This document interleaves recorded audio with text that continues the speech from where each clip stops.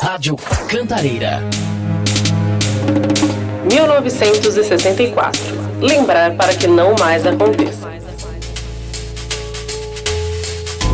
Começa agora em FM 87.5 em radiocantareira.org e nas plataformas digitais a série 1964, Lembrar para que não mais aconteça. Sou Simone Precioso e este é o terceiro episódio de um projeto que tem como objetivo dialogar sobre o que de fato aconteceu no Brasil em 1964, ano em que se instalou em nosso país uma ditadura que durou mais de 2 décadas. Em cada programa, refletiremos sobre os impactos que o golpe militar de 1964 causou na democracia e na vida dos brasileiros e brasileiras, buscando fortalecer nossa democracia por meio do conhecimento. Neste episódio, vamos destacar as memórias registradas no romance Nem Tudo é Silêncio, de Sônia Biscaim, sobre a época da ditadura militar na Vila Brasilândia, distrito localizado na zona norte de São Paulo. O livro foi lançado em 2010 e foi objeto de estudo na Universidade de Sorbonne, na França.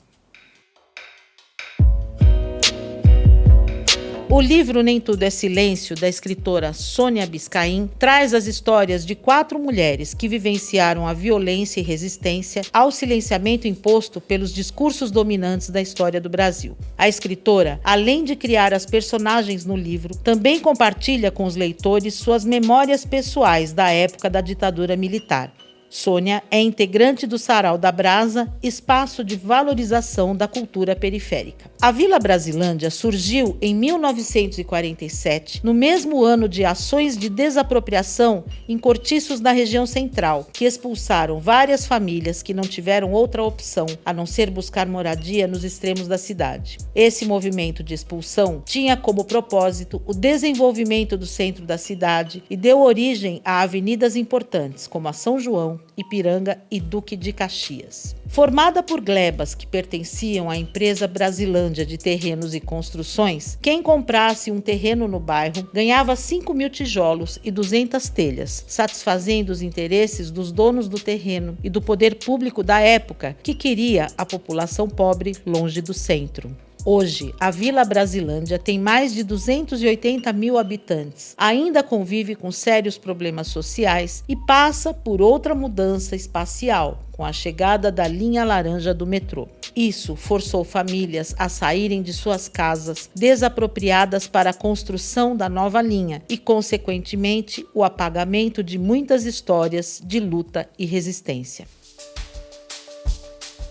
A Sônia Biscaim morou no bairro e vivenciou algumas situações durante a ditadura. Sônia, como surgiu o interesse em reunir essas memórias no livro? E qual a recordação mais forte para você dos anos de chumbo na Brasilândia? A minha família veio para Brasilândia no final dos anos 40. E meu pai sempre me contava histórias antigas da Brasilândia, sobre a formação do bairro. Ele participava de comissões de moradores que reivindicavam melhorias para o bairro e ele também participava da Igreja Católica. Então eu cresci nesse ambiente. Quando eu tinha meus 15 anos, eu comecei a participar também de comissões de moradores e da comunidade católica da região. A ideia de escrever um livro veio da vontade de preservar essas memórias, as lutas desse povo determinado a conquistar melhorias para o bairro, porque aqui faltava tudo. Uma das personagens do livro, Rita, se torna professora de imigrantes nordestinos que fogem da miséria no campo e vão viver nas favelas de São Paulo, com a esperança de uma vida melhor. O regime militar sabia da crise no campo e, para que isso não se tornasse um problema político, tentou emplacar políticas sociais voltadas ao trabalhador rural, mas isso não mudou o cenário de abandono e descaso. No livro, Rita relata situações de descaso do regime com a população que se rebelava contra a opressão, experiência vivida por ela própria, com o desaparecimento do marido Henrique, preso e levado para um manicômio em Goiás. A protagonista vive uma dor constante em busca do corpo do marido, já que o Estado brasileiro omitia esses crimes, apagava provas das violações dos direitos humanos e impunha uma censura rígida. Me disseram que Henrique estava entre os presos que foram levados para um manicômio em Goiás e teria recebido o tratamento que dão aos internos: isolamento, rebaixamento, degradação, humilhação, somados a drogas fortes, choques e torturas. Uns foram jogados no mar, outros foram enterrados como indigente, sem identificação ou com nomes falsos. Hoje, passados 2 anos, nenhum esclarecimento sobre o que aconteceu. Continua acontecendo. Mais pessoas estão morrendo e a cada novo caso, a gente relembra tudo, sofre tudo novamente.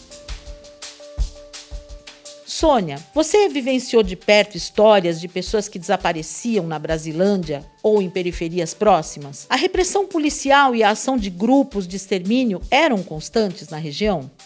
Eu acho que a recordação mais forte que eu tenho dessa época é de quando eu tinha mais ou menos 7 anos, que eu presenciei a execução de um homem. Bem na frente da minha casa tinha um brejo e chegou uns policiais com um homem. E eles gritaram com o homem, mandaram ele correr. Na hora que ele correu, eles atiraram nas costas do homem. Na época eu não entendi muito bem o que tinha acontecido, só vim a entender alguns anos depois. Quando eu era adolescente, eu lembro de um vizinho que morava na rua paralela à minha, que foi preso.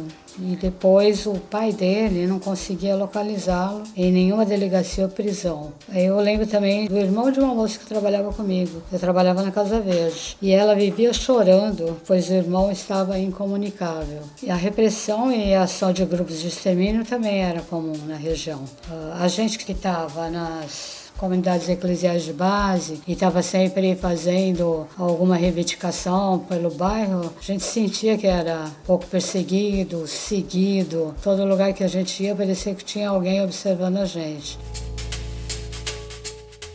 Mobilizações populares começaram a surgir na Brasilândia contra a carestia, que é o encarecimento do custo de vida e o aumento da pobreza. Esse fenômeno se ampliou no país nas décadas de 1970 e 1980, auge dos anos de chumbo. Grupos como o Clube das Mães exigiam mais creches, postos de saúde, escolas e hospitais para a região.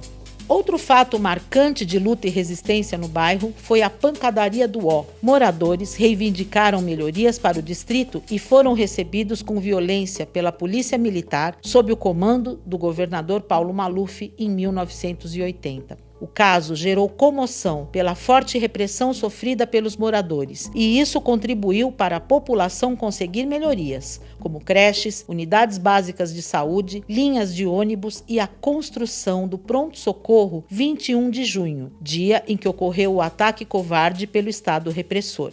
Paulo Maluf era alinhado com o regime militar. Foi prefeito de São Paulo entre 1969 e 1971. Se elegeu governador de São Paulo entre 1979 e 1982. 10 anos depois, em 1992, foi eleito pela segunda vez prefeito da capital paulista. Sônia, você participou de alguns movimentos por melhorias no bairro? Qual foi o papel das comunidades eclesiais de base contra o regime repressor na Brasilândia? O papel das comunidades eclesiais de base foi muito importante, pois numa época de censura e repressão, um dos únicos lugares que a gente tinha para se reunir era o Salão das Igrejas. A gente tinha padres engajados na luta com o povo. Era ali que recebíamos informações sobre o que estava acontecendo no país. Recebemos o jornal São Paulo, os folhetos das missas. E na Brasilândia, as reuniões de setor eram essenciais para que a gente tivesse informação do que nos era negado oficialmente. A cultura da violência herdada do regime militar nas polícias se perpetua até hoje. Dados do Ministério Público de São Paulo apontaram que as mortes cometidas por policiais militares no estado aumentaram 46% até 17 de novembro de 2024, se comparada a 2023. Os policiais envolvidos nos casos de violência extrema foram afastados das ruas, mas isso não é o suficiente para evitar novos atos violentos chancelados pelo governo. Algo muito parecido com o praticado durante os anos de chumbo. Afinal, a abordagem policial na periferia é diferente da